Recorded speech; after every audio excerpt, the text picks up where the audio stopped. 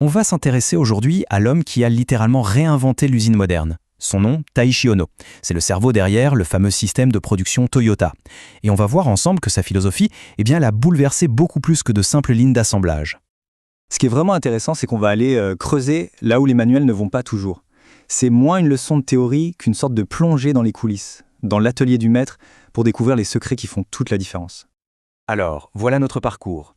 D'abord, on va découvrir l'arme secrète de Toyota. Puis, on posera la fondation essentielle, le respect des gens. Ensuite, on ouvrira la boîte à outils pour voir la réalité en face. On allumera le moteur de l'amélioration continue et on saisira la clé de voûte de tout ça, la simplicité. Et à la fin, on verra comment on peut s'en inspirer. Allez, c'est parti. Alors qui était cet homme, Taiichi Ohno? Pas simplement un ingénieur de génie, non, c'est un véritable architecte de la pensée industrielle. Il n'a pas juste optimisé des machines, il a carrément bâti un système, une culture qui a donné à Toyota une avance considérable sur tout le monde. Et voici le point de départ, la base sur laquelle tout le reste est construit. Ce qui est fascinant et complètement à contre-courant, c'est que ça ne commence pas avec la technologie ou les processus. Non. Ça commence avec une idée toute simple, mais très profonde, le respect pour les personnes qui font le travail. Pour Ohno, le vrai savoir-faire, la véritable expertise, elle se trouve sur le terrain, dans les mains de celles et ceux qui sont au contact direct de la réalité tous les jours. Du coup, le rôle du management change complètement. Il ne s'agit plus de donner des ordres, mais d'écouter. La mission devient alors de soutenir l'équipe, d'enlever les obstacles qui se dressent sur son chemin. En gros, les standards ne sont pas imposés, d'en haut, ils émergent de la base. C'est un vrai changement de paradigme. Bon, une fois que ce respect est là, comment on agit? C'est là qu'on passe à la fameuse boîte à outils d'Ohno. Son obsession, c'était quoi? Rendre la réalité visible pour pouvoir l'améliorer. Parce qu'avant de résoudre un problème, encore faut-il le voir. C'est la question fondamentale qui guide toute sa démarche. Si les problèmes sont cachés, enfouis sous des couches de complexité ou de silence, aucune amélioration n'est possible. La toute première étape, c'est donc de mettre un projecteur dessus. La solution, rendre le travail visible. Et l'outil génial pour ça, c'est le Kanban. C'est tout simple, un tableau où d'un seul coup d'œil, toute l'équipe voit le flux de travail, les tâches à faire, celles qui sont en cours et surtout, ce qui bloque. Les points de friction sautent aux yeux. Fini les problèmes sous le tapis. La transparence les expose au grand jour. Et ce qui est visible, ça peut enfin être résolu. Et là, on touche à une citation assez provocatrice d'Ohno. Pour lui, un environnement de travail où tout a l'air de rouler parfaitement, c'est en fait un environnement qui cache ses problèmes. La véritable excellence, ce n'est pas d'éviter les problèmes, c'est au contraire d'aller les chercher activement. Et pour déterrer ces causes profondes, il a un outil d'une simplicité désarmante, la méthode des 5 pourquoi. L'idée, c'est de ne jamais s'arrêter à la première explication. Si on reprend l'exemple, on a grillé un feu rouge. Premier pourquoi? Parce qu'on était en retard. D'accord, mais pourquoi ce retard? Le réveil n'a pas sonné. Ah, et pourquoi il n'a pas sonné? Plus de batterie. On continue de creuser. Pourquoi la batterie était à plat? On a oublié de vérifier. Et voilà, en 5 questions, on est passé du symptôme, le feu grillé, à la cause racine, un manque de rigueur. C'est en allant au bout de cette logique qu'on résout le problème une bonne fois pour toutes. Identifier les problèmes, c'est une chose. C'est crucial. Mais après, c'est là qu'intervient le véritable moteur du système. Une culture d'action, une culture d'amélioration implacable. C'est le fameux principe du Kaizen. Le carburant de ce moteur, c'est la chasse au muda. C'est le mot japonais pour le gaspillage, sous toutes ses formes. En fait, c'est tout ce qui consomme des ressources, du temps, de l'argent, de l'énergie, sans apporter la moindre valeur au produit final. Les stocks qui dorment, les déplacements inutiles, les temps d'attente, tout ça c'est du muda potentiel.